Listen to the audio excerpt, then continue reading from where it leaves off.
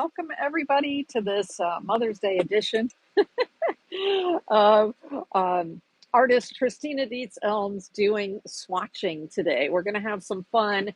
You can see here some activity that I've been doing the last couple of days having to do with swatching paints. I've also, this was watercolors, by the way. These are some watercolor paints in a butcher tray. And I love to use the butcher tray because it just, that way I can get sloshy and wishy-washy all over the place.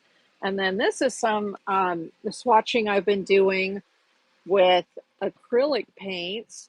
And my trick for doing swatching with acrylic paints is to have this is a canvas pad. So it's a pad of canvas sheets that are pre-primed with gesso.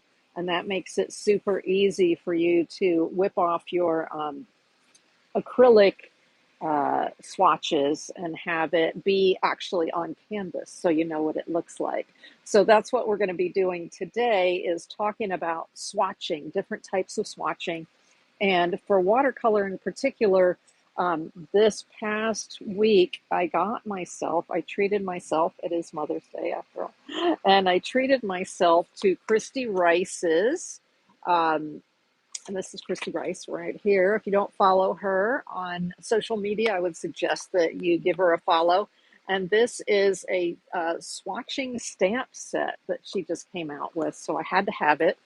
And I'm going to show you some of the things that I've done with that swatching stamp set. Now, if you've been following me on social media, on Instagram, I think it should have gone over to Facebook as well, or on TikTok, you would see that yesterday was World Collage Day.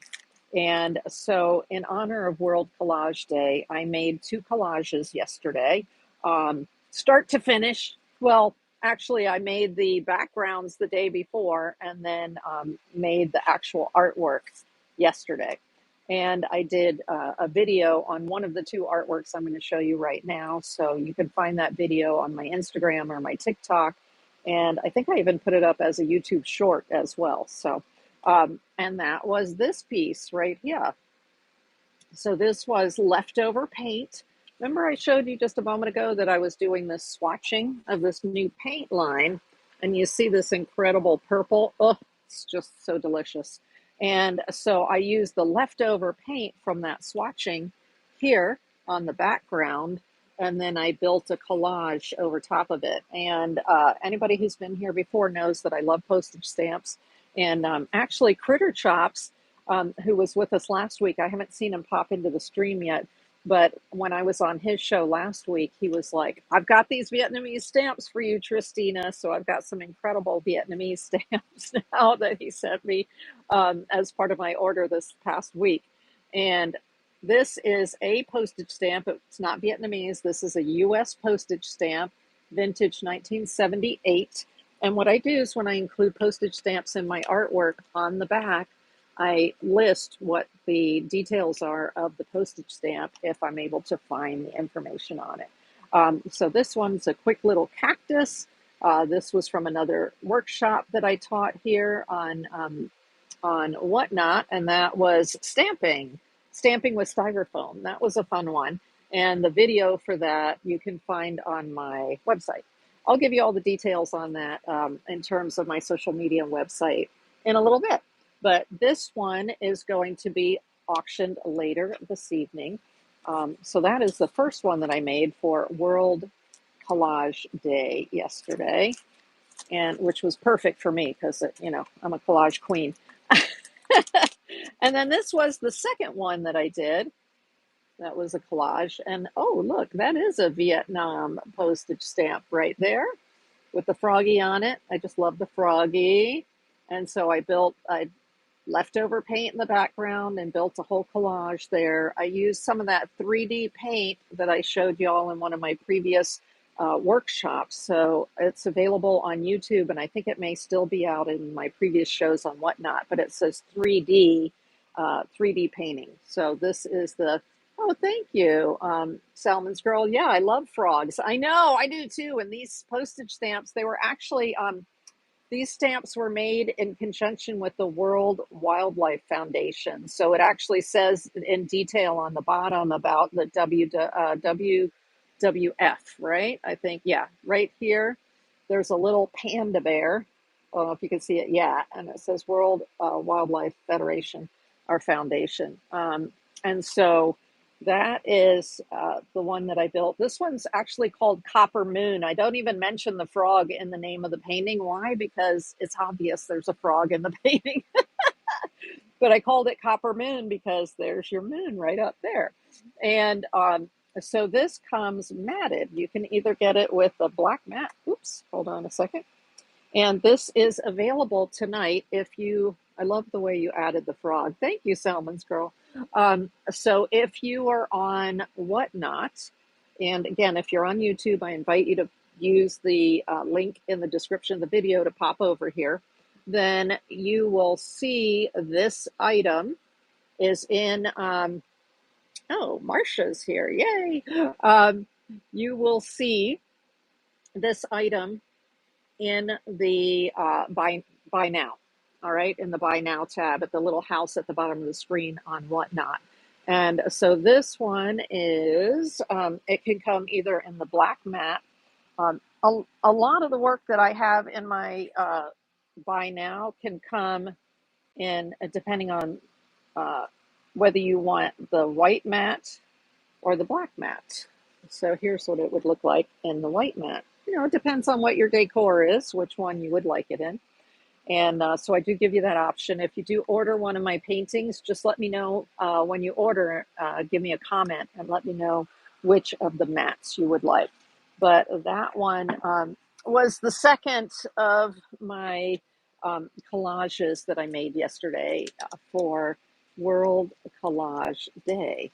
All right, let me show you some of the watercolor swatches that we're going to be talking about. So this is typically when I think of swatching, this is what I do here is I just put the color down like this and write the name of the color there. That's exactly what I did here with the acrylic. Now what I just showed you was watercolor, and this is acrylics right here. And so that's just, you know, the little squares and you write the name on there. Now, you can start getting a little fancier, a little fancier. This one is the Sakura Koi watercolors. So they come in pans. They come in pans. So these are pans right here. And this is a set by Sakura Koi. And what I did here was I got a little fancier and I put a little white mark on it just to see if the paint would stay where I put it and what does it look like against white. And then this is my Pebeo gouache.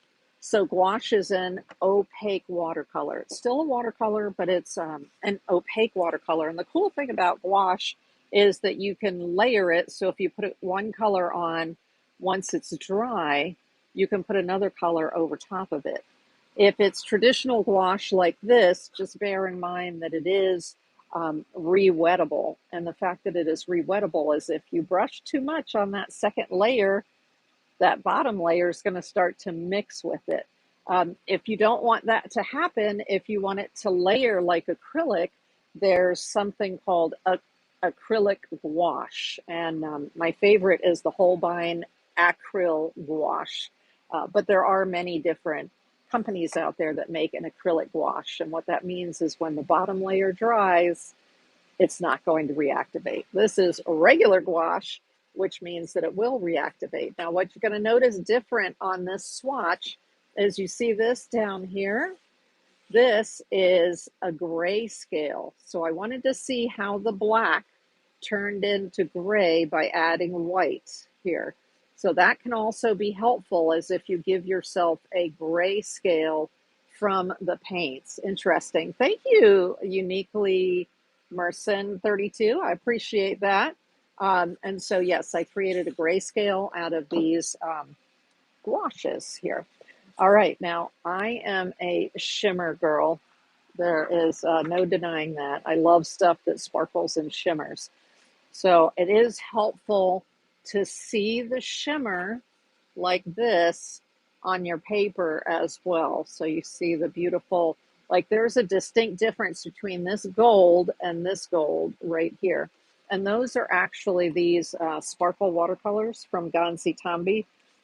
There's another artist on YouTube. I wish I could remember her name. I don't off the top of my head. If you send me a message, oh, I did remember. I just remembered. Thank you, filing system in the brain. Diane Anton, and I think that it's Anton. But Diane Anton is a watercolorist, and I saw her using these Gambi Tambi starry, what do they call them? Starry colors, Starry, right here.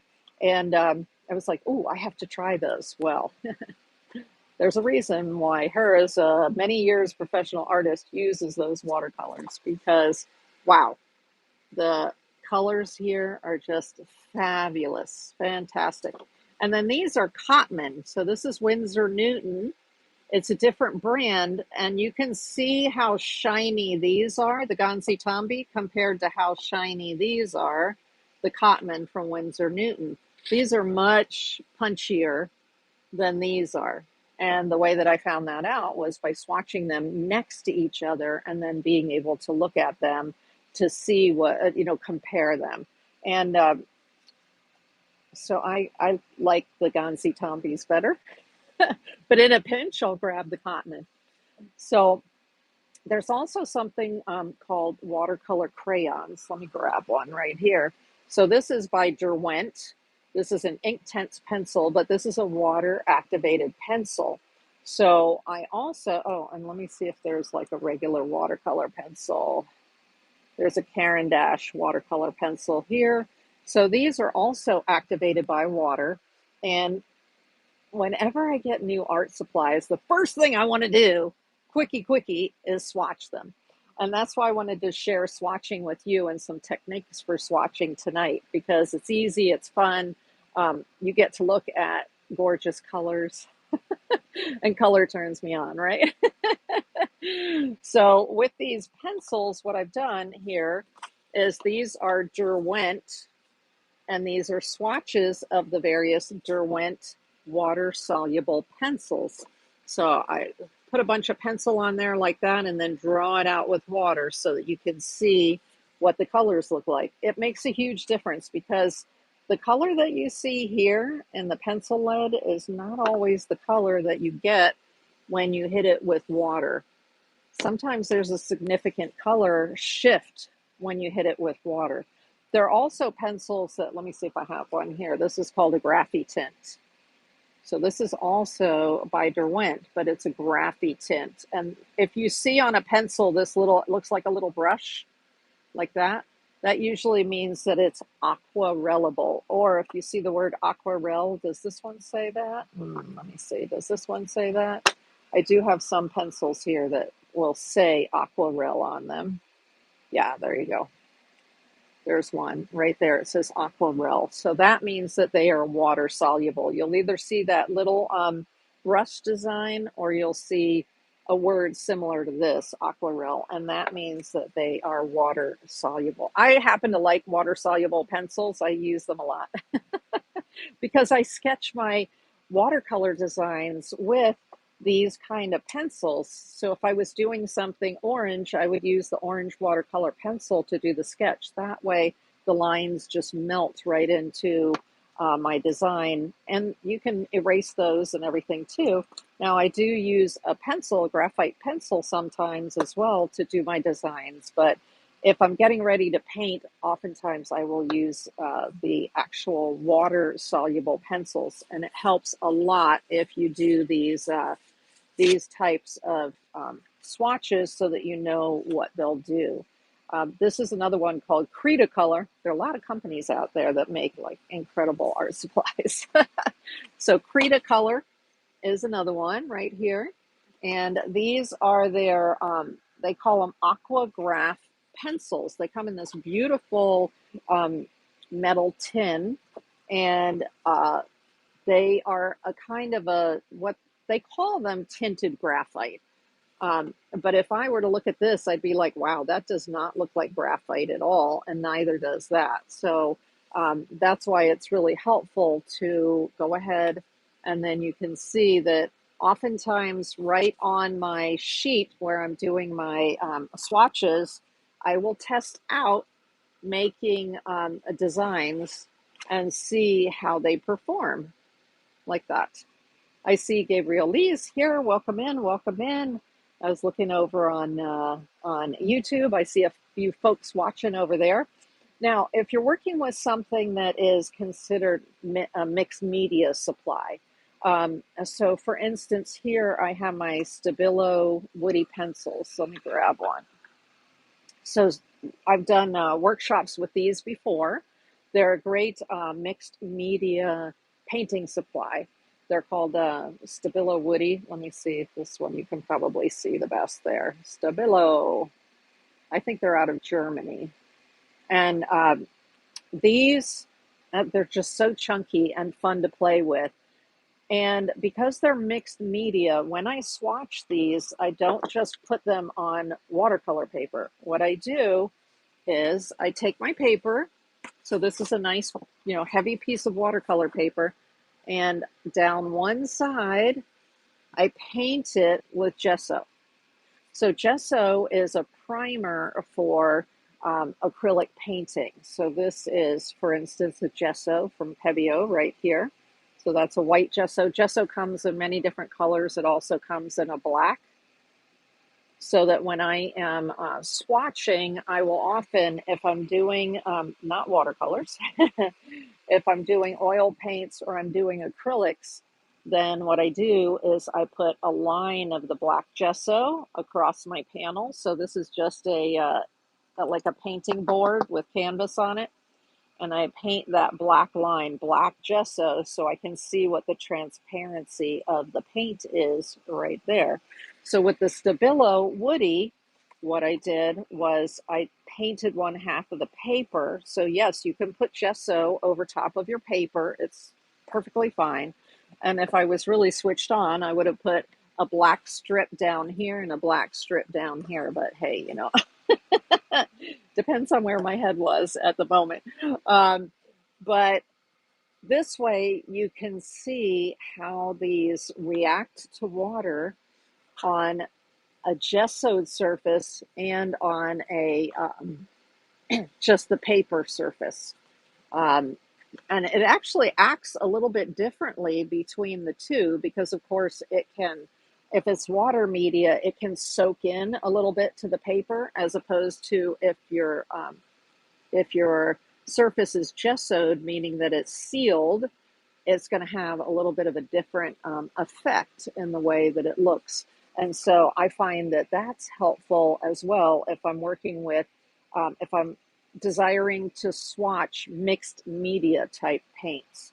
Now, there's the circle or there's the square that a lot of people do when they are swatching. But why just limit yourself to that? So a lot of times I do these little hearts because why not, right? I can still see the color and the properties.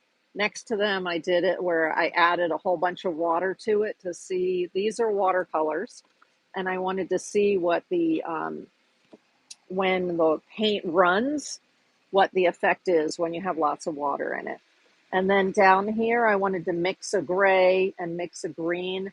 This kind of olive green, you might not be aware of this, but if you take black and you mix it with yellow of your watercolors, you'll generally get an olive green. And if you look here, that's exactly what I did here. It was black and yellow, and I've got myself a kind of an olivey green. So different companies, their black formulas can be different. You might not be aware of it, but there are tons of different kinds of black. It's kind of like when you go to the paint store and you're going to paint a room and you're like, I want some white paint. And they're like, okay, here are our paint chips for white. And they've got like 30 paint chips for white, right? Why is that? Because there are all these different shades. And that's also true of black. There's ivory black, there's peach black, there's just all different kinds of sources for black. So black can be mixed chromatically, which means that they use the red, the yellow, and the blue together in certain combinations to get a black. And that means when you use that black, often it will separate when you put lots of water in it, which is a cool effect. And then this one happened to be that it gave me this kind of effect from their black right there. So that is actually one of the colors that I test when I have a new set is, okay, let's see what kind of olive we're going to get out of the black and the yellow.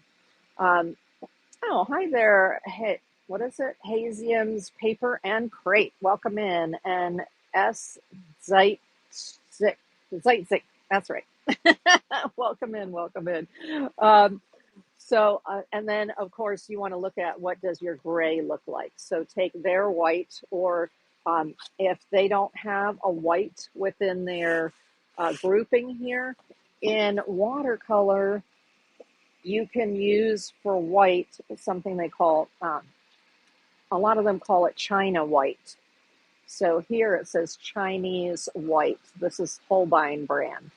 So that's what you use if you want to get sort of paler colors with watercolors. Sometimes they just call it white, but your finer brands, I find they call it China white or Chinese white. In a pinch, you can also use white gouache. So remember I mentioned gouache earlier is just an opaque watercolor. So if you are, I've done that before. I've been in a store and I'm like, I need some Chinese white for my watercolors. And they're like, well, we don't have any Chinese white. I'm like, okay, then just give me your white gouache. Just make sure that it's regular gouache, that it doesn't say anywhere on it acrylic or acryl, because if it's the acrylic version of gouache, of course it's going to dry permanent. But if it's regular gouache, meaning it doesn't say anything on it about acrylic, it's going to be re-wettable.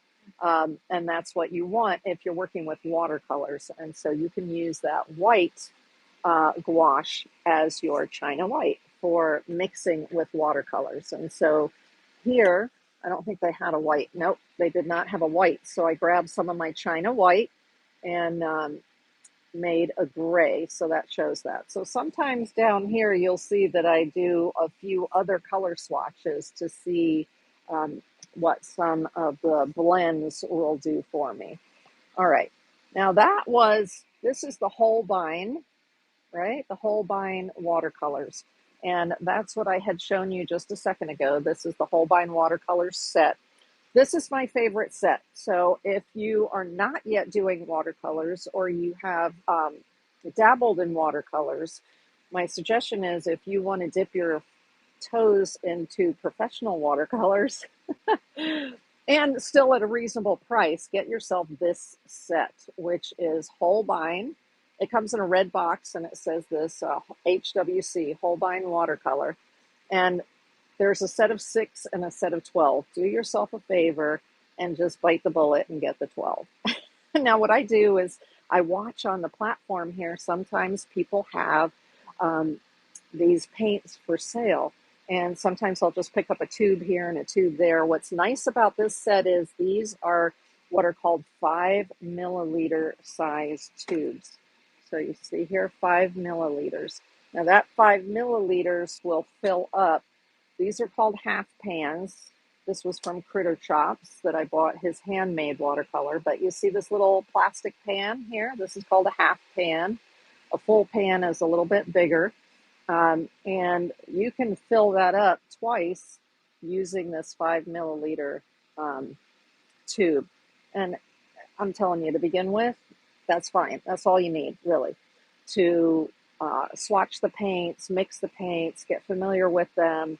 And that the set I just showed you of 12 from Holbein is excellent.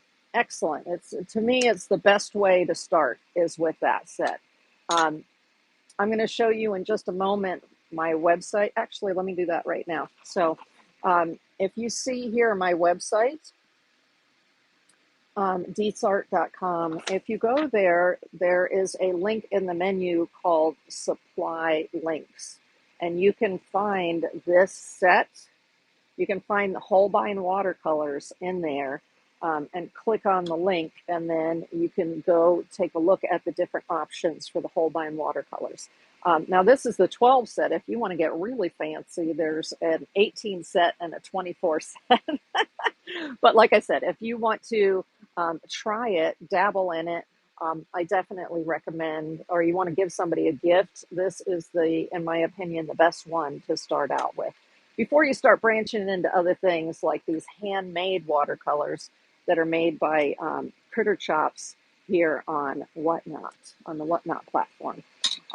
And I love handmade watercolors. I love, love, love them. I love supporting other artists. I love, every artist has a little bit different eye, and so they're going to give you colors that you may not find in the standard manufactured color ranges, and that's one of the many reasons why I love handmade watercolors. Okay, but back to that Holbein set, and I showed you the little hearts that I was doing. Now with the box. Oh, where did I put it? With the box that I got from Kristy Rice, she has stamps in there, and so I re-swatched all those 12 colors here, and I used some of the little stamps that she had. And the interesting thing is, this stamp, you can put the name of she has little lines for you to put the name of the company that made the watercolors, the name of the color, and then the pigments that are in the color. Good quality artist paints tell you what pigments are in it. The student grade often do not tell you what pigments are in it. But for instance, this one, the Holbein, when you turn this and you take a look at it, it's going to say here, pigment, PR 177, 122, PV 19. So right on the label right there, it's going to tell you what the pigments are, because once you get really into painting and understanding pigments, then it makes a difference. You'd be like, oh, okay, that yellow is a PY, whatever, 73. Because sometimes different companies will name, let's say Winsor Red, which is a color by Winsor and Newton. Well, you can't tell by the name which kind of red that is. But if you read the label and the label says it's PR, whatever it is, let's say PR 73, then you will know across the different brands of paint what that is. And so it's helpful if you're going to be involved with painting for a long time, it's helpful to know what those pigment numbers are so that you know what you're grabbing. And it's helpful when you have swatches like this that you can write the pigment number on, then it's a good quick reference for you. Then I also took those same paints and I just said, okay, let me just mix and match the colors together and do some swatching, some heart swatching. So actually on Whatnot, if you go to the Buy Now, in the little house at the bottom of the screen, in the Buy Now tab, I even have an artwork where I was doing a bunch of swatching and color mixing and making a bunch of hearts. And then I said, oh, that's really cute. Okay, I'm going to turn that into a painting. So sometimes they can come out and become a finished painting, but this is another good reference. Now, besides tubes and little water, those little pans, you can also buy paint fluid in a bottle. So this is just an example of a bottle of paint. And so these are Bombay inks. Usually if it's fluid like that, it's either going to be called a fluid paint or an ink. And so these are Bombay inks. The nice thing about these Bombay inks is that they are permanent when they're dry. So they were called India inks. And I did a workshop on this here on Whatnot. So these were the colors in the set that I had. I bought a set of 12. And initially I did that right away to see what the colors would be like. Now here are the sparkle watercolors I was telling you about. You see the shimmer there? These are made by a lady out in Texas, and she calls her company Shimmer Watercolor. It's going to be upside down, but there you go. And so these are, see, I bought her half pans like that. And these are my swatch cards. So there's a little swatch card on regular white paper, watercolor paper. And then these are the swatches on black watercolor paper. So there's a significant difference between what they look like on white and what they look like on black. And when you have shimmer colors, I find it helps to swatch both on the white and on the black, because they are going to look a lot different depending on how much light is coming through them. But shimmer, the lady that makes the shimmer watercolors is an individual lady that formulates her own colors, and I love supporting artists like her. So these are a whole bunch of swatches of her paints here. And then this is a little cherry that I did, again, right on my swatch sheet. Now, these being mica colors, that means the shimmer comes from a mineral called mica. And the mica is pulverized, but first sometimes they'll color it first. So they'll give it this sort of green color or this blue color or this pink color. They'll color one side of the mica, which is, like I said, a hard mineral, and then they'll pulverize it into a powder. And that's what gives these paints their shimmer. That is mica powders. And so she has her own formulas that she makes, and you're not going to get color numbers with those. Usually with the handmade watercolors, you don't get color numbers. And this was Critter Chops. So these I bought off of Critter Chops here on Whatnot. And these are the handmade watercolors that he made. There are lots of blues in his range. You can see all these blues and then this purple down here. And so then there are some interesting properties to handmade watercolors, because often handmade watercolors, it's called hand mulled, meaning that they're mixing the pigment with the binder by hand.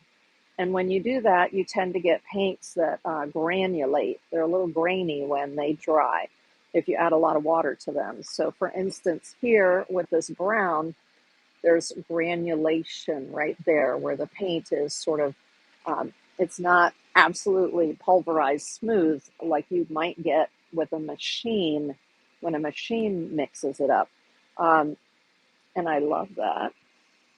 And one reason is because when you color mix with it, so these are the colors that I got from Critter Chops. I wanted to try out some different blends. So this one right here, let's see, that is the mix of yellow and yin min blue right here. As the more water you add, the more separation of the colors you get and the granulation you get. And so you've got a green and like a kind of a dark blue in there. But I wouldn't know that if I hadn't done this color experimentation with it. Another company that I really enjoy is Boulder Colors. So Boulder Colors are a mom out in Boulder, Colorado, and she was doing a project with her kids to use what's called the Lake method of making watercolors or making pigments, and kind of as a science experiment with her kids. Well, it turned into a business. And she takes natural items, so flowers, leaves, sometimes bark or branches, sometimes it's powder from naturally occurring items, mostly flowers, and then she will create watercolors from those.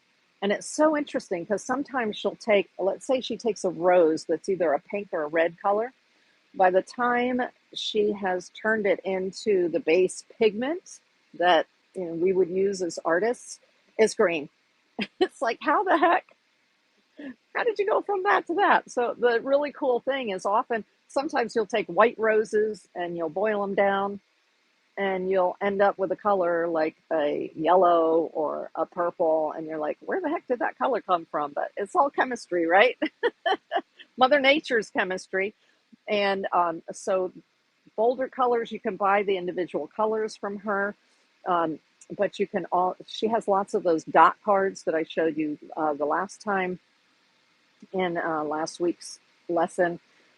And then she also has a subscription service. So this is actually part of, these are the swatches from her subscription service, where each month she sends out the colors. And so I'm on my second year now of her sending me colors on her subscription. And the interesting thing about lake pigments,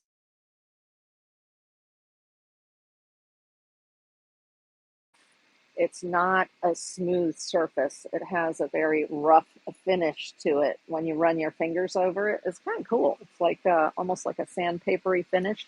And I like that because then I go back in with pastel pencils and work on top of this gritty paint, and it works beautifully together. This, and you're not going to get the expected results when you mix the colors together in the middle here, because they're not your typical standardized paints like the paints in the tube from Holbein here. That's a standardized paint. You're going to know what it's going to do every time you mix it. But these paints, you're not going to know exactly what they're going to do. So you need to put two colors and then see what kind of color that it makes right there. And keep good notes. It helps. And then once I've got my paints, then I start to just do something like this with them. This was one of the months where I received a couple of colors, and then I just started doodling to see what the effects of the paint were. So I definitely encourage that. When you're swatching, go right into, you're in the flow, go right into making yourself some sample, like leaves, flowers, abstract, whatever turns you on. And then this is the other handmade watercolors that I love. And this is a company called Beam, Beam Watercolors. They are in Canada. It's a woman-owned business. She used to go with her father, who was an artist. He would go and source rocks and then pulverize the rocks and then make his own paint. And so she learned how to make paint from her father. And these are the paints. They call these paint stones. And there's no plastic. So where these are paints that are poured into a plastic pan, there's no plastic in any of the paint stones that they make. This is all waxed paper and waxed fabric that they use. So they put it in there. It has their the name of the paint in their native language. They're Northwest Canada, so they put the name on there in their native language as well as in English for us. And so those are called Beam paints, and this is a swatch sheet of those. Again, I don't think that they have the pigment colors on them. Let me see, because I know they source a lot of the, like the raw pigment. Oh, look, she does. Yay. PV 22 or 23 and PW 6. So she does have the pigments right on here. Isn't that cool? So yeah, there you go. Professional grade. Anytime you see those funky codes, you know they're going to be a professional grade paint. Um, And then with the Beam paints, there are some iridescents in there as well. So some of them, oh, it must be this one is Grizzly, I think is the name of it. Is that right? No, Rainforest. There you go. So Rainforest has some a little bit of sparkle in it. And then that is some swatching, some play after swatching with the Beam paint colors. Now, if you really want to get fancy, and this is what I'm starting to do, is I am starting to do this. So this is using the stamp set from Kristy Rice. And in there, there are different stamps that you can combined together. So I combined this one, and this one. I'm sorry, yeah, this one and this one. So this is actually 4 stamps all combined together. And here, this is light fastness. So besides wanting to know the name, the company, and the pigments that are in there, it helps to know what the light fast rating is. So with paints, um, there's what's considered like museum quality is your highest light fastness. So those are paints that are going to last. The color is going to stay in good shape for 100 or more years.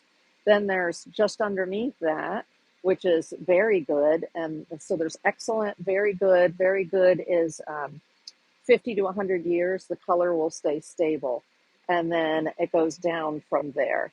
And every company has its own way that they list what those light fastness ratings are. So I actually looked up on the computer for the various paints I was swatching, what their light fast schedules are and what the light fast rating was for each color that I did this for. And then I filled in these little bubbles based on that. Let's see, for instance, this one here, this indigo, was only a 3-star out of 5.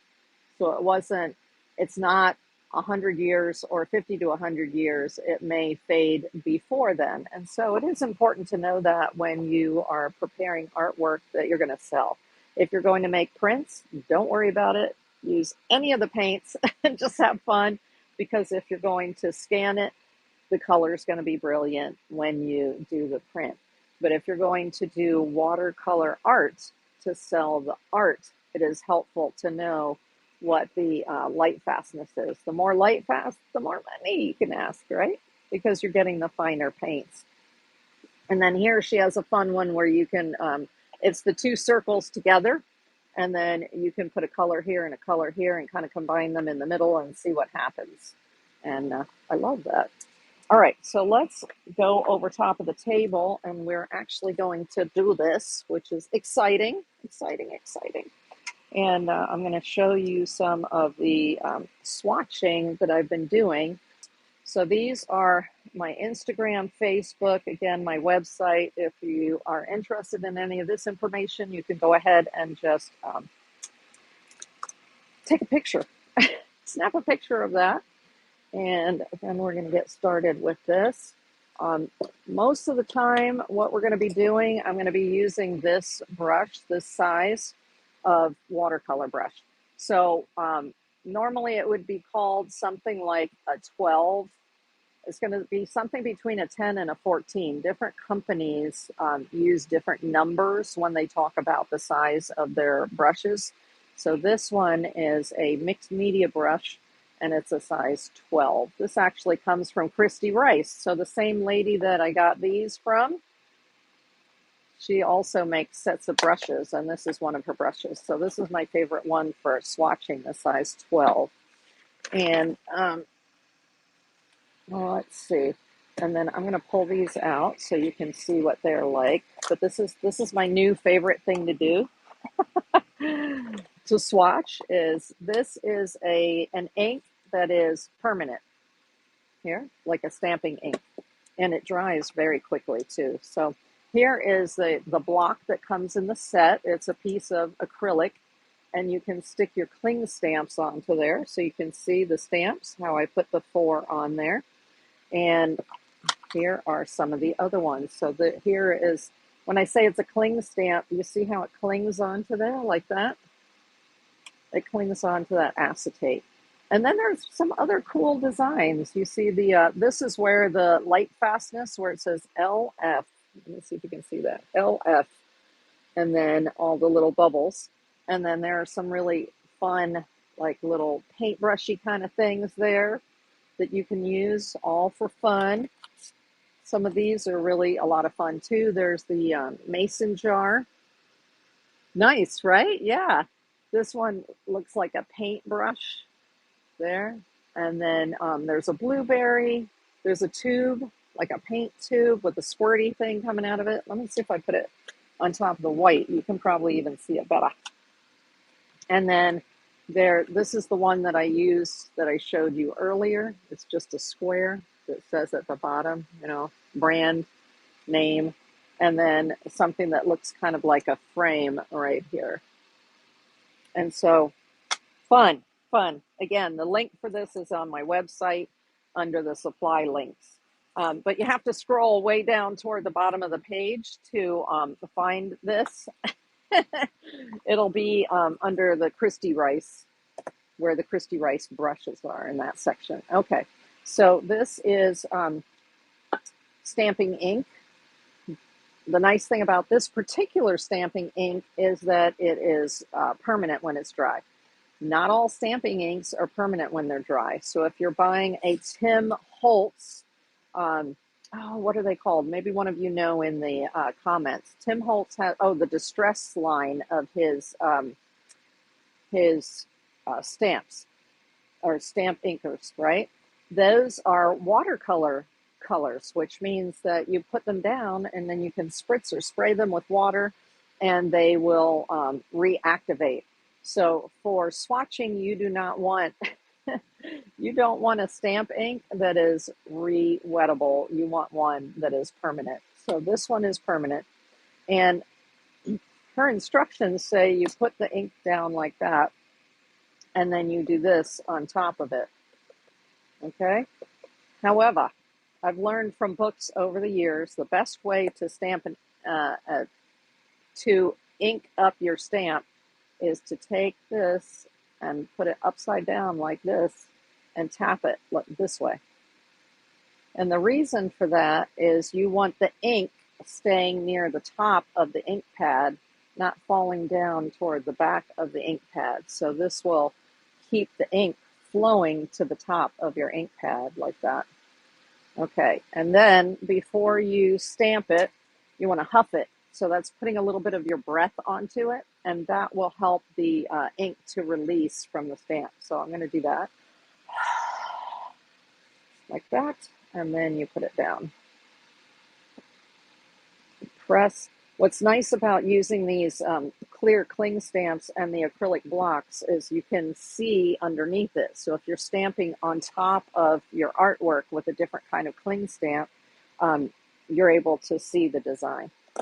Okay, so now what this has, let me bring that up close to you.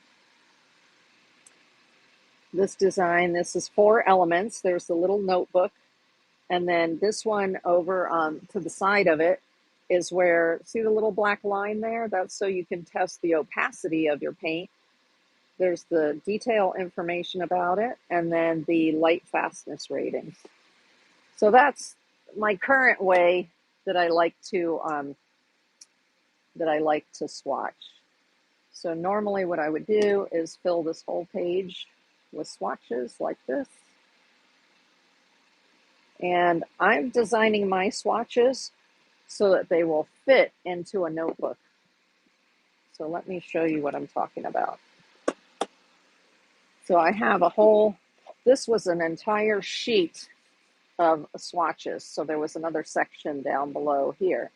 And the nice thing about this is that you can cut these out and they will fit into a notebook. So let me show you the notebook that I just started. I saw this from another artist. I'm like, that is a great idea. I'm going to do that.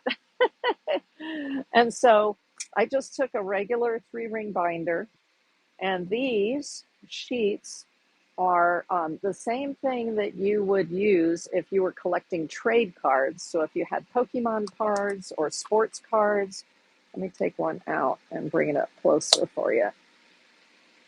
And it has 3, 6, 9 slots right there. So they're 9 slots. And the nice thing is I could also put 2 cards in the same slot. So I just go in behind there. And then, so I have 18 different ones of these that I can put in there on the little swatch cards. And where that comes in handy, and the reason I went crazy and I was like, oh my gosh, okay, I have to do that, is because when you have lots of watercolor paint, as I do, it can be helpful to get your color swatches together in color families. So let's say that I prefer, like for instance, I like the opera color from Holbein, and it has a decent light fastness rating. Where I may like, this is the Quinn Gold here from Winsor Newton. And so there may be different brands with colors that you like. And what I'm choosing to do, and what this artist did that I was like, brilliant, that is a great idea, is as long as these are trade card size, which would be 3.5 by 2.5, I can cut this out like this.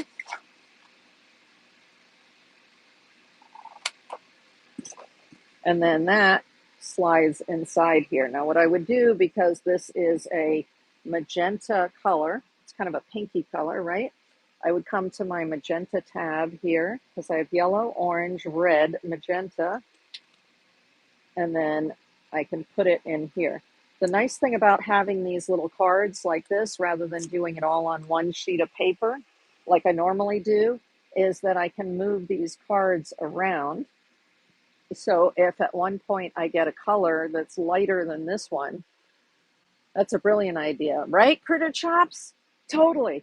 I know. I saw it and I was like, brilliant. I'm doing that. I'm definitely doing that.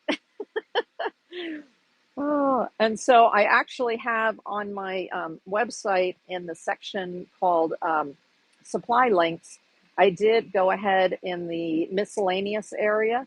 I put a link to these sheets. So if you don't have any of these, 9 or 18 holders, you can find them there. Just click and it'll take you to it. Yeah, but this is amazing. So I've just started to do it. Like there's a blue right there. There's one of the teal. Here's one of the green. So as I get these different colors and I cut them out of here, I'll be putting them in all these different sections.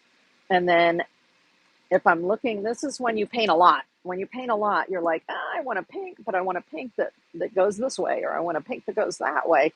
If you can look at a sheet like this that just has a whole bunch of them on it and see which one you want, you have the brand, you have the color name, just go right there and get it. Plus the light fastness may be important. And this particular notebook has a sleeve in the front here, so that I can just put the ones that I'm working on that I might not have cut up yet here, right?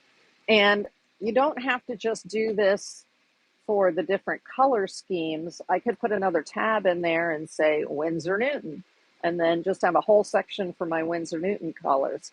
I could say Holbein and have a section for all my Holbein colors, like that. And I am so excited to fill this up. And that's why my pan here has tons of swatches in it, because I was like, oh, let me get to swatching here. So I can build my notebook, right? Oh, so let's go ahead and take some paint and do a little swatchy with a couple of these. I actually have one I started over here. And let's just do a few more. It's funny because this one right here, I had put the swatch on backwards.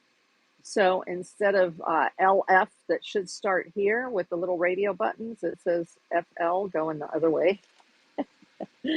So what I had done is I had put it on here upside down and over here like that, the cling stamp. And I went, oops, that was a mistake. So I just turned it around and put it back on there the right way. Oh my gosh. Okay, let's just do a couple more of these. Hey there, Richter. Welcome in, welcome in. If you weren't here a moment ago, take your stamper, your stamp pad, and turn it, if it's sticking up like this one does, turn it over and stamp your stamp this way. It's better.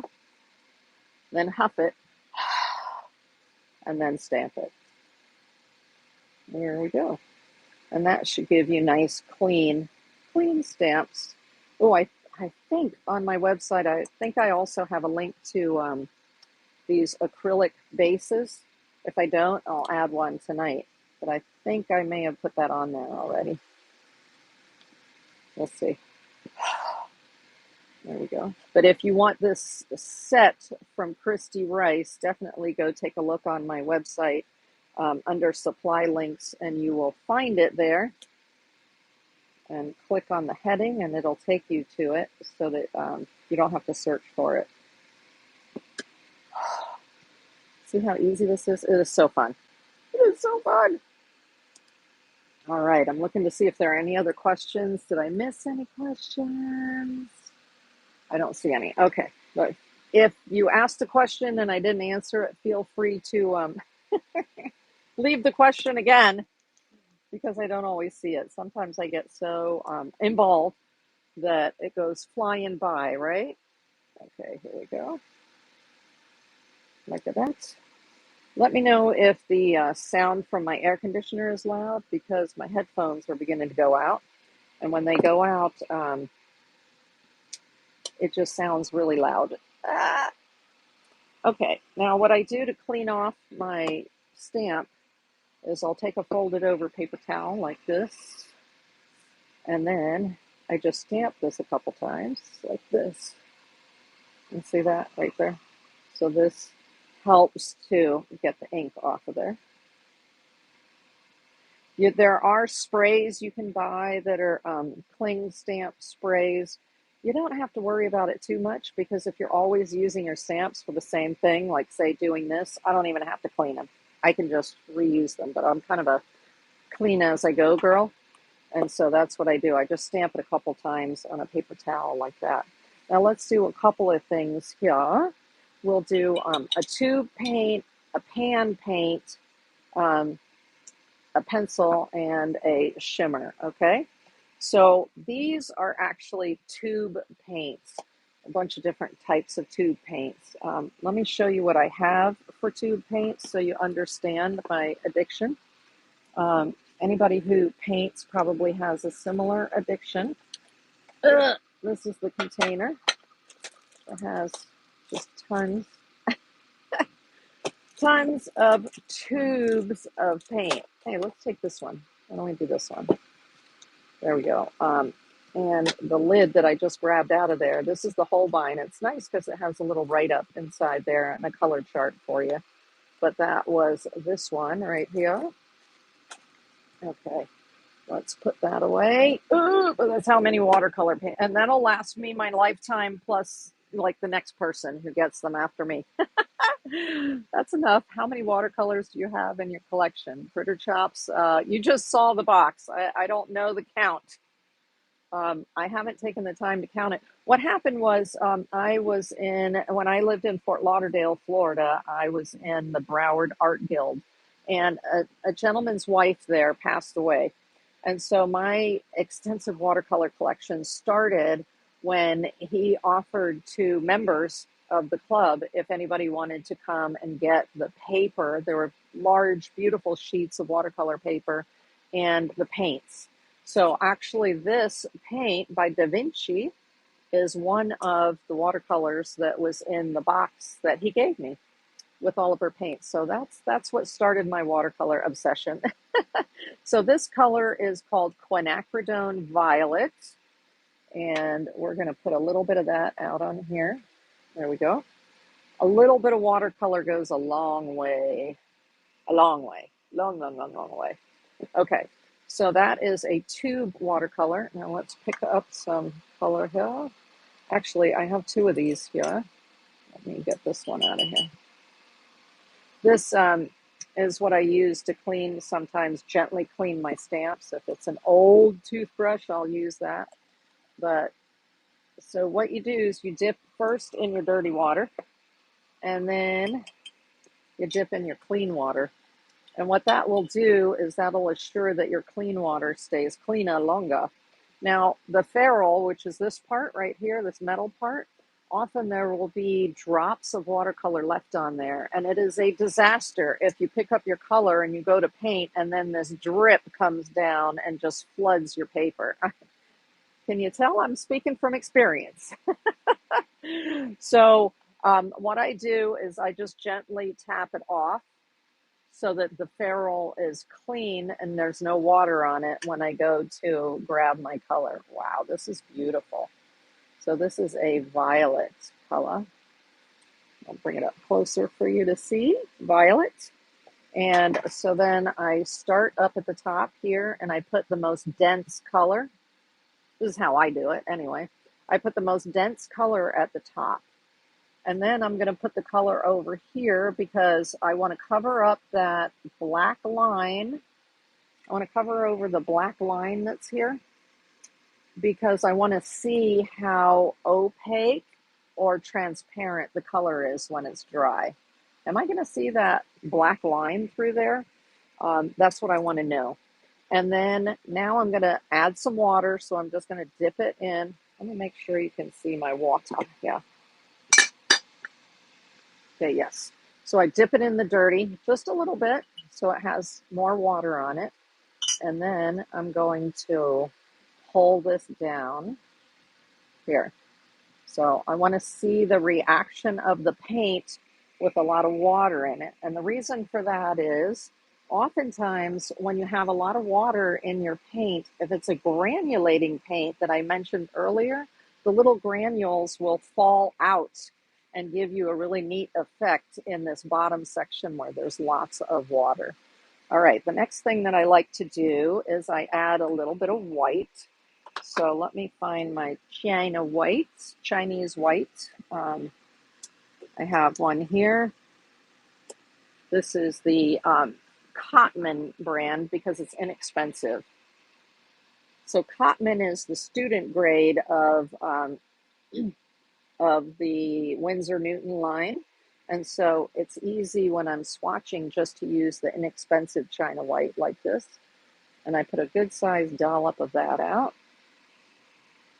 And then combine it to see what the color is going to look like with white in it. And then I put that down here. Because some colors have what's called a high tinting strength, and some colors do not have a high tinting strength. So that's important to know if you're going to be adding white to any of your colors. It's important to know whether the paint itself has a high tint strength, meaning that you can almost not tell the difference. For instance, this pink right here, which is the Holbein Opera, here I added a bunch of white to it, and yet there's not much difference between, it's just slightly less transparent here with the white, but the color itself is very close to the color with no white in it. Yikes. So if I wanted to really pinkify that, I would have to add tons of white to it, more than I would normally add to it. All right, so before I go back into the water, I get rid of the pigment here and then go in the water. And that'll help keep your water cleaner longer. There we go. Okay, next we're going to do let's do a pencil. Why not? Why not? Some of my favorites are the Inktense pencils that I showed you earlier. So this is by Derwent Inktense. And what that means is that the pencil lead, when you add water to it, it has an intense coloration to it. It almost explodes on the page. It'll look like almost nothing as you're sketching with it. And these are excellent for urban sketching because then you can just take a water brush, which means just a brush that has some water inside it. They're special water brushes. They look kind of like this. This one happens to have ink in it, but you can buy these empty and then you just put water in it. And so a lot of people will, for urban sketching, they'll use these Inktense pencils and a water brush. And so let's put the Inktense pencil up here. And then we're going to add some water to it.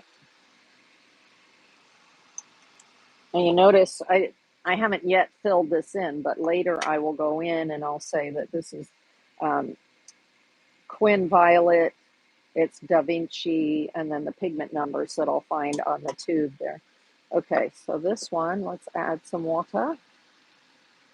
So you can see the color of the pencil there, just laid in. And then here, I'm just going to add water. Wow, I just love the way they explode when you add water. Look at that color. Bright, bright, bright, bright, bright, bright. Love it. I use them out in the forest. Oh, that's cool. My antique passion. And Salmon's Girl says, OMG, can't wait to try. Well, Salmon's Girl, if you want to try these Derwent ink tints, um, again, go to my website and under supply links, when you scroll down, I have a whole section for the Derwent products because the ink tints comes in a pencil like this. They also come in blocks. So the whole block is pigment. And how else do they come? They also come in pans like this. So you would get a set and they're ink tints paint in the pans like that, if that's what you're more used to. Yeah, so fun. My Antique Passion says, absolutely, right? They are phenomenal. And I have big sets of them because I love the ink tints. Um, they're fabulous. Okay, so then I would write on here that what the color is. Sometimes they don't have a color name. This one does. It says sherbet lemon and it's color 100 is right down there on the pencil. So then I would write that on here. It doesn't have the pigment information, but like I said, not everything has the pigment information. So that's ink tints. Let's use one that's more typical. Let's do this Brunel, which I think these are from, I think they're Swiss, Brunzil. And so this is a blue, aquarellable. Ooh, yeah, nice. The color comes out nicely. Typical watercolor pencils don't have the same release of pigment that ink tints do. The ink tints tend to be super bright, and you don't always get that with watercolor pencils. So it can definitely be helpful to do a swatch with any of your aquarellable or water activated pencils. Yes, see, this one doesn't have nearly the explosion of color that the ink tints did. Plus, I'm scrubbing on it, and the lines from the pencil are not coming out. So can you see how the lines are still in there? And then you get a paler color here, where if I did that with an Inktense pencil, holy krishmoly, this would be so blue right now. Right? Okay, but it's helpful to do this swatching process so you can, and then pull it down with water if you have aquarellable. Hey, let's do one of these, the woody. Let me get a different color here. Oh, here's one of my favorite colors. So it's like a kind of limey green. So the woodies, it is a water-soluble oil pastel and in this beautiful crayon. Oh my gosh, they're so nice to use for mixed media painting. I love them. And so here we're going to put it on some paper. Now again, you might want to do this with the woodies also on top of gessoed paper or gessoed canvas. And these stamps, this kind of water-resistant ink, will also work on gesso. The difference is when you put it on gesso, you have to wait longer or use a heat gun in order for them to dry, okay? Because it's not going to dry as quickly on a non-porous surface as it will on paper. Okay, so here we go with the woody. Oh my gosh, mwah, I love these. Let's get the dirty water off and go for the clean water here. And let's see what happens. Okay. So these tend to blend pretty well. When you add the water, it gets pale. It gets pale. You see the paleness of it there? But it's beautiful. I love the paleness of that one. It's a light color, so that's why it looks like that. Let's do a darker color. What the heck? Let's grab a darker one of those. I have the whole set of pastels, which these are part of the pastel line of those. Oh, thank you, Gabriel Lee, for sharing the show. I do appreciate that. And then, of course, I have to have a white, right? You have to have a white of everything. Here they have gold and silver also. And there are links to the Stabilo Woodies, of course, on my website as well. Let's pull these out so you can see I have a whole bunch of colors here. Let's use, see, there's a pale purple and a deep purple. So let's use the deep purple and see where that gets us. Let's see, let's see. So here's the deep purple as opposed to the pale purple. There's the pale purple. All right, deep purple. Now, of course, we could also do an ombre, couldn't we? I'll do the ombre next, so I'll show you what I mean. Oh my gosh, it's so cool when the color activates. So amazing. And now what you're seeing is that this color, which looks very purpley here, when you activate it with water, it looks very close to this quinacridone violet up here, right? So the mass tone, which means the color without the water on it, so if I put it up here, is not always the same as the color once you add water to it. So here I've got the color and then the color with water. Now, I was just saying you could ombre, so let's come down here. We'll put the dark like this. And then we'll put the light purple like this. I'm going to put more of the light purple because I'm going to pull the colors together. So this is what I do with my supplies. I may not even be sitting down to paint when I'm having a session, right? If you're not inspired to paint, you can still sit down and play with paint. It's a beautiful thing. So here, what I'm doing is I'm pulling from the darker into the lighter so I can get a kind of an ombre effect.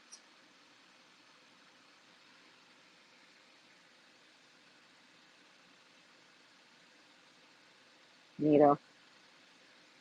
And then here, I can get the darker up here. So if you're looking to create sort of gradients for your mixed media art, that's one way to do it right there with the woodies.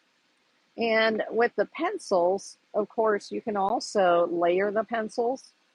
So if I had like this yellow green right here, let's do like a leaf. And so I've got the yellow green. And then I'm going to take some of the orange and I'm going to put a little bit of the orange in there because I want sort of a shadow in part of it. Then when I hit it with water, those will blend together. And it depends on the wax content of your pencils and your crayons, your water-soluble crayons, how well they will blend together. I usually start from the lighter color and then go into the darker color and then blend the darker color in. But there you go. Now you've got some of that bright like yellow green with the orange creating a shadow. Okay, nice. Let's go here. And we've done the tube. We've done uh-oh. Hold on a second. I'm going to turn off the AC and plug in my headset because I just heard my second headset go off. There we go. Okay, so now we're going to do a pan. I'm going to show you swatching the pan. So these are the pans from Critter Chops. These are handmade watercolors. And let's see, what color do I want? I love that. Notice that I have two yellows in there. You see how there are two yellows? That's because I color mix so much with yellow. I'm constantly mixing my yellow and red and yellow and all these different blues So to get greens, I like to mix a lot of my colors.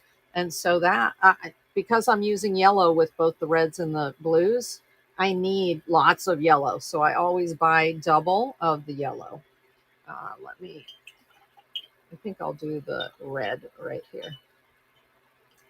So I'm actually going to pop this out right now. Normally, if I'm going to start a paint session and I have pans like this, I take a little bottle of water and I just spray them like this and let them sit for a couple minutes. And that will allow the paints to loosen up. So here, I'm just going to go in there. So that's what I normally would have done with this one, is I would have wetted it first. Okay, to get the color off of it. And this one's called Pure Heart. Thank you, Critter Chops. I bought this from him. This is a beautiful, pure red. It's a red that leans kind of toward the yellow side. This is like a fiery orange red. It has a kind of a vermilion look to it. Now I want to see if it's transparent or not, so I'm going to put it over top of the black swatch right here. Next thing, I'm going to dip in some water to get extra water on there. And then I'm going to do what's called pull the color down.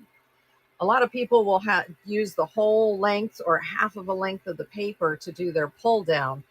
For instance, here. And they may dip again and get more water and keep pulling because they want to see the effect of the color as they add more water, more water, more water, more water, and keep going down the page like that. Now, if I were going to do this with a lot of colors, I would flip my page this way and then do each one down on the short side of the paper like that. Beautiful. Now, of course, I didn't put the white in with it yet, so I'm not going to put the white directly in there, right? I'm going to use my tray here, my palette. Now, you can see here I have a couple of other little palettes. This is a Jack Richardson palette, and this is a Meeden palette right here. So I could take some of this red, deposit it into here like that, just get it right off the brush. Some people do that. They prefer to work from the palette rather than the pans, so they'll transfer some of the paint from the pan into a palette first, like this. Okay, and then add the white. So let's just add the white like that. If you know you're going to work with a lot of pale colors, you can do that. So let's put the white in there. Wow, this red has a heavy tinting strength. Heavy, heavy, heavy. And then we'll put that right there so I see what the tinting strength is when it's dry with the white. Okay, there we go. So that is working with a pan instead of working with a tube. And then, let's see here. So I've got the pencils, I've got the pans, I've got the tubes. I'm just looking to see what else I have. Let me show you these other pans, which are a little different. Of course, we have the ones from Beam Paints. Now, you'll notice some of these look pale. They're actually what are called gouache. So these have white in them, like this pale pink. So this will be somewhat opaque because in order to get that pale pink color, they had to add white to it. So let's put some of that color out here. So this is the Paint Stone, they call them, from Beam Paints. There's another way that Beam Paints offers their paints. I haven't gotten one yet, but it is they're indigenous wood. So they're trees that they have in the forest near them. They slice those and then they bore little holes all the way around it and they fill it with the same paint like this. And so they make an excellent gift. You can buy one of those with various color collections in them. And again, there's no plastic. It's just the paint squeezed directly down into the little wells in the wood. Okay, so here is this pink. And I can see by putting it on here, it has quite the opaqueness to it. Let me just cover this part here so you can see the opaqueness of it. It's a beautiful color. Beautiful color. Beautiful soft bubblegum pink, right? Nice. So that is pulling from one of the paint stones from Beam Paints, Bean. That was actually that pink they gave me for free because I placed a big order with them when I bought a lot of these paints. And so they were like, here, you can have this. I'm like, awesome. Thank you. I feel too that's the advantage of working with and buying from people who are small businesses is they really appreciate the buy. And then here are the bolder watercolors. So these are the collections in the various months. This was May 2024. This is the citrus collection, which was January 2024. And again, made from natural. So this is made from probably orange rind, oranges, lemons, limes. Okay, let me find my favorite color here, which is borage. So here she sent it in these little round pans. Some of the pans have magnets on them. You can buy these little magnets. And so if you have pans like this, or you have the pans like this, you can put a magnet. There's glue on the back of the magnet.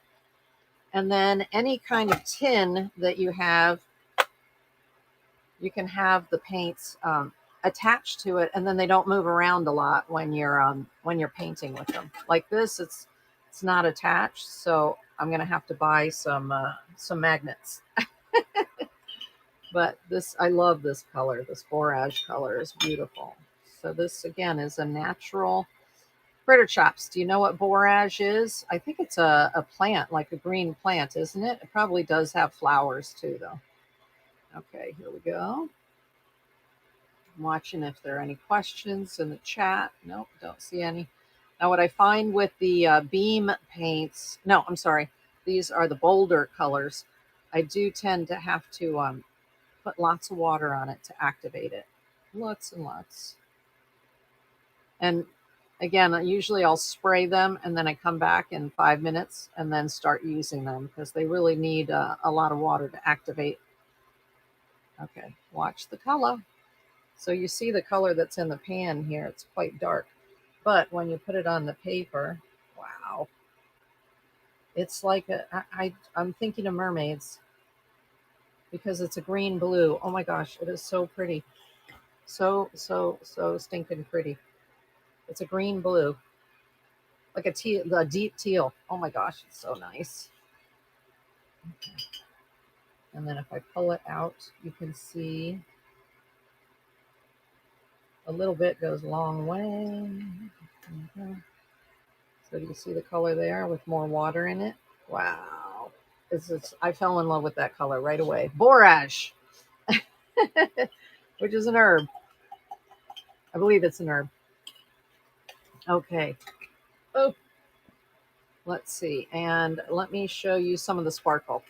So this is the Ganzi Tambi Starry Colors. It comes in pans. So let me show you the pans.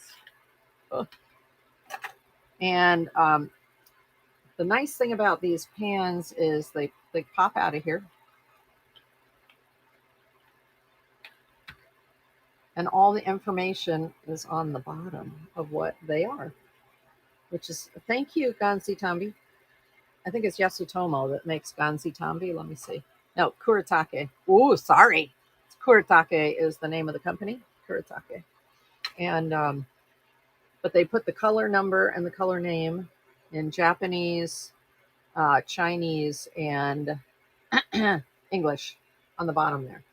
Fantastic. Because if I find that I use one of these colors more than any others and it runs out, I can go online and just buy this one or go to my local art store, just buy one and pop it in there. So these are fabulous, fabulous. And Hey, when they go on sale, treat yourself. So let's sparkle, give some sparkle to some of these colors that we've used here. Let me first do the what they call white gold. This one right here. And same thing here. Let me spray these. Okay. So here's the white gold.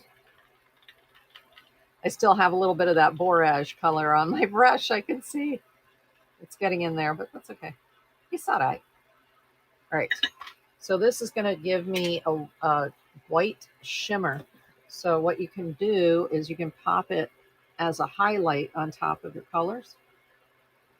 And then when that dries, that highlight will be sparkly. Or, of course, you can mix it in with your paints. So if I had this,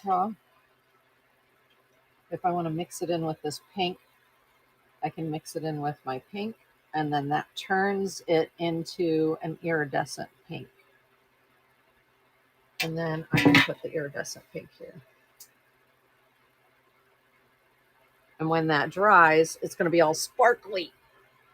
So if you don't have, let's say you haven't invested in sparkle watercolors like this, but you want to turn your watercolors, or you know what, for that matter, there's also, this is called, in acrylics, it's called the iridescent medium.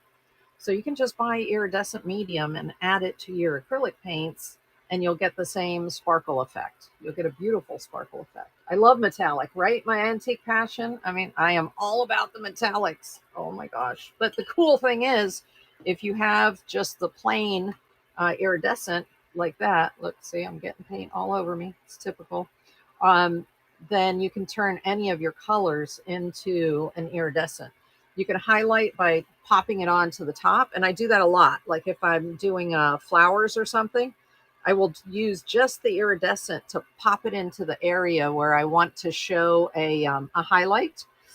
And if I want a color to be a sparkle color, but I don't happen to have that color already as a sparkle color like this, then I can just add the iridescent, which they call white gold, into it, and then it turns it into the sparkle watercolor. Let me do one of the golds here so you can see that. Like already, as it dries, as your watercolor dries, yes, it enhances, exactly. As it dries, then it becomes super sparkly. I don't know if you all can see that or not, but that pink right now is so sparkly. It is just gorgeous. All right, so there are different levels of gold here. And this one's called light gold, champagne, yellow, red, and blue gold. And that's why I just love this set. There's so many options for your gold. So let's take a bold one like the yellow gold here so you can see it clearly. And we'll just go like this. And let's say that I wanted to paint, I'll paint a leaf. Let me see if I can paint it right here. That's dry enough.